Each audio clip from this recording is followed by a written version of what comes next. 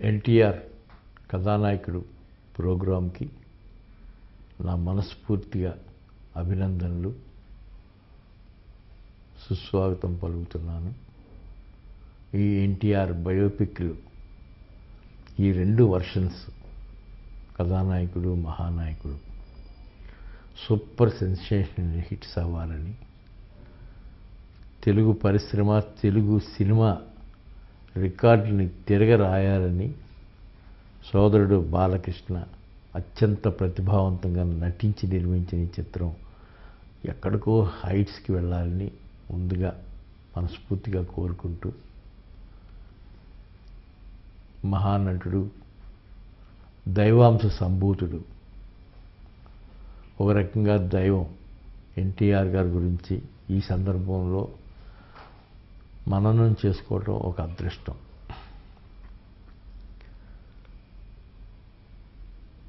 తెలుగు పరిశ్రమలో తెలుగు సినిమాకే కాకుండా తెలుగు జాతికే ఆ రోజుల్లోనే నెమ్మకూరు నుంచి వచ్చి ఒక నటుడిగా ఆయన కెరీర్ స్టార్ట్ చేసిన దగ్గర నుంచి ఆయన ఎండ్ వరకు జీవితం మననం చేసుకుంటే సందేహం లేదు ఆయన దైవం. సినిమాకి గౌరవం తెచ్చిన వ్యక్తి అక్కినేని నాగేశ్వరరావుతో కలిపి వాళ్ళిద్దరూ సినిమాకి గౌరవం తెచ్చింది. లేకపోతే సినిమా అంటే ఏదో ఒక చులకన అభిప్రాయం ఉండేది ఆ రోజుల్లో, నా చిన్నతనంలో.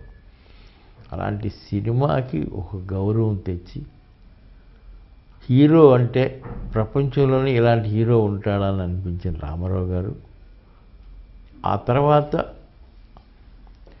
అక్కడి నుంచి రాజకీయ రంగ ప్రవేశం చేసి రాజకీయాల్లో కూడా ఒక స్వస్థమైన నీతి నియమాలతో కూడిన రాజకీయాల ప్రక్షాళన మొదలుపెట్టి చేసిన గొప్ప వ్యక్తి. అందుకే తెలుగు జాతికి ప్రపంచవ్యాప్తంగా పేరు వచ్చిందంటే ఆయన ఒక్కడే కారకుడు. ఈరోజు అటు మొట్టమొదటి బయోపిక్లో పార్ట్ 1లో ఆయన సినిమా జీవితం, రెండో బయోపిక్లో ఆయన రాజకీయ జీవితం చూపించటం ధన్యం.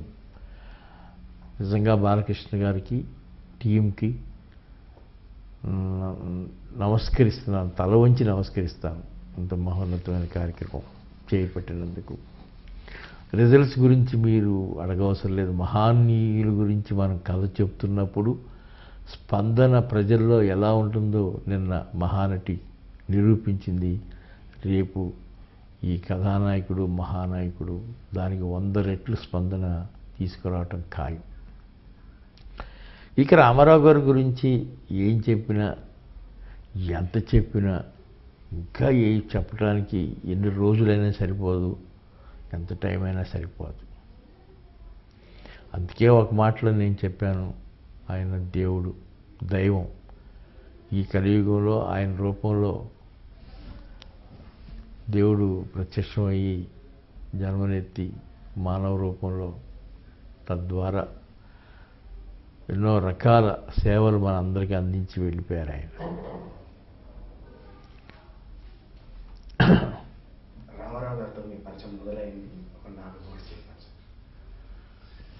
నేను నాకు ఊహొచ్చే టైంకి రామారావు గారు చాలా సూపర్ సెన్సేషనల్ హీరో. ఆయనకి ప్రగాఢ అభిమానిగా ఆయనతో సినిమా తీయాలని నేను నిక్కర్లు వేసుకుని మాంటెసోరీ స్కూల్లో చదువుతున్నప్పటి నుంచి కలలు కనేవాడిని. కళలు అందరం కంటాం, అవి సాకారం అవటమే అదృష్టం. నా కళ నిజంగా అలా సాకారమైనందుకు నా తల్లిదండ్రులకి, భగవంతుడికి, అందరికీ, నేను రామారావు గారితో సినిమా తీయాలి అనుకునే నిర్మాతగా మారాను. ఏదైనా చదువుకున్న తర్వాత వ్యాపారం చెయ్యాలి కాబట్టి వ్యాపారమే ప్రధానం, సినిమానే వ్యాపారం అని వెళ్ళి ఆయన్ని కన్విన్స్ చేసి ఆయనతో నా మొట్టమొదటి సినిమా, ఆయన చేతుల మీద గుండా ప్రారంభించబడిన వైజయంతి మూవీస్లో ఎదురులే మనిషి, ఆ తర్వాత యుగ పురుషుడు, అలా 2 సినిమాలు తీయటం. ఈ 2 సినిమాలలోనూ మాకు 5 సంవత్సరాలు ఆయనతో కలిపి నేను నడిచాను. ఆ తర్వాత కూడా ఎప్పటికప్పుడు ఆయన నా బాగోగులు కనుక్కుంటూ నేను వెళ్ళి ఆయన కనపడుతూ ఉంటాం. ఆ తర్వాత ఆయన రాజకీయ రంగ ప్రవేశం చేయటం. రాజకీయాల్లో ఆయన ఉన్నప్పుడు ఆయన హైదరాబాద్లో ఉండేవారు, మేము మద్రాసులో ఉండేవాళ్ళం. బట్ ఎప్పుడైనా కానీ వెళ్ళి పద్దాకా ఆయన్ని కలుస్తూ ఉంటాం. అలాగే ఆయన ఆఖరిలో నటించిన 2 సినిమాలు మళ్ళీ అది నేను మా డిస్ట్రిబ్యూషన్ సంస్థ ద్వారా నా బంధాన్ని కొనసాగించాను. ఆ 2 సినిమాలు నేనే రిలీజ్ చేశాను. మేజర్ చంద్రకాంత్, బ్రహ్మర్షి విశ్వామిత్ర. అలా ఆయన కనుమూసే వరకు ఆయన కనుసన్నలోనూ అక్కడక్కడే తిరిగిన వ్యక్తిని, ఆ దైవాన్ని ప్రత్యక్షంగా ఎన్నో సంవత్సరాలు తనివి తీరా చూసుకుని ఆస్వాదించిన వ్యక్తిని. అది నాకు దేవుడిచ్చిన అదృష్టం.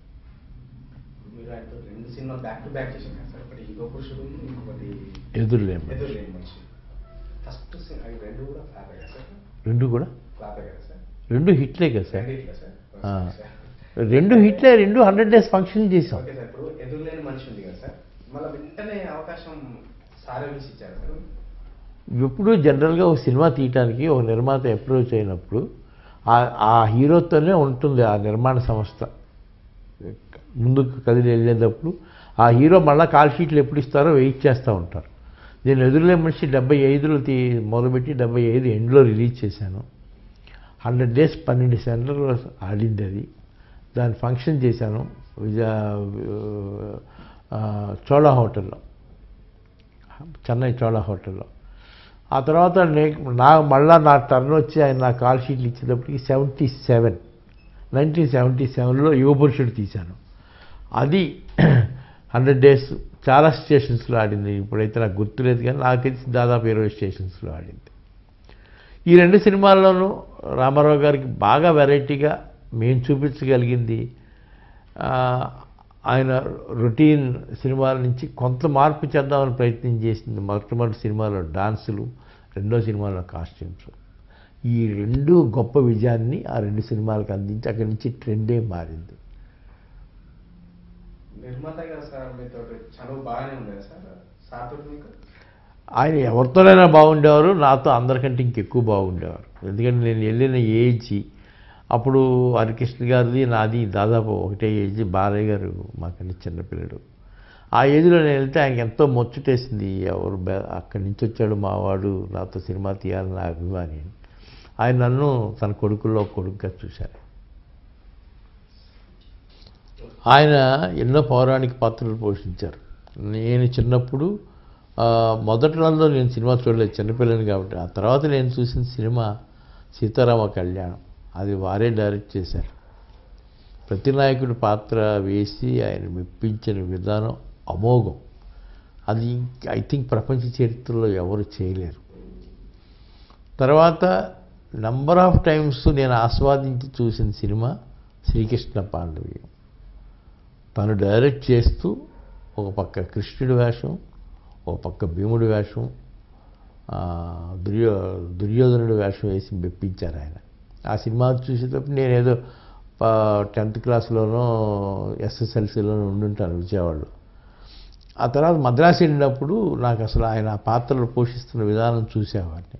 ఆ తర్వాత ఆయన దుర్యోధనుడిగా చేశారు, కర్ణుడిగా చేశారు. మా ఎదురుగానే షూటింగ్లు జరుగుతుండే, మా సినిమా గ్యాప్లలో షూటింగ్ లేదు. ఎంత గొప్ప వ్యక్తి అంటే దుర్యోధనుడిగా కనపడాలనుకున్నప్పుడు దుర్యోధనుడు పుష్టిగా ఉంటాడు కాబట్టి ఆయన ఆ పాత్ర కోసం ముందు 10 రోజుల నుంచి బాగా గారెలు గీర్లు తిని ఫుల్ బాడీని చాలా ఎనర్జీగా పెట్టుకుని లావ్ అయ్యేవారు ఆ పాత్ర కోసం. కృష్ణుడి పాత్ర, అర్జునుడి పాత్ర వేయాల్సి వచ్చినప్పుడు అసలు భోజనం మానేసి 4 రోజుల పాటు భోజనం మానేసి ఒక మంచినీళ్ళే తాగుతూ దానికి వల్ల పలచగా తయారయ్యేవారు. అది ఆయన గొప్ప వ్యక్తిత్వం, ఆయన రహస్యం.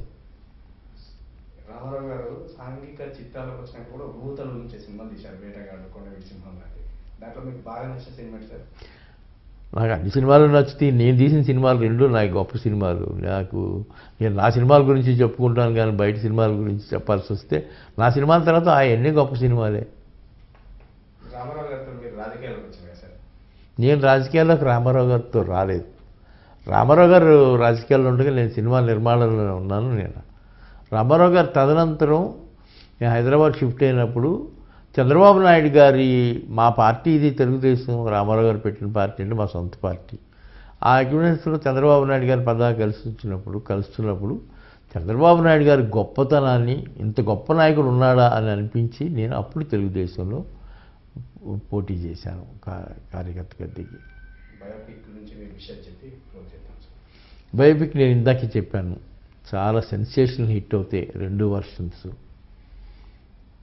తహతహలాడుతున్నారు ఆనాటి ప్రేక్షకుల నుంచి. ఈ జనరేషను ఎప్పుడు రామారావు గారి గురించి పుస్తకాలు చదువుకున్నాం, సినిమాలు అయితే చూసాం, కానీ నిజంగా జీవితం అంటే ఎలా ఉంటుందో ఇప్పుడు చూపించబోతున్నారు కదా అని. Sky is the limit for the success of that film. All the best సోదరుడు బాలకృష్ణ గారికి.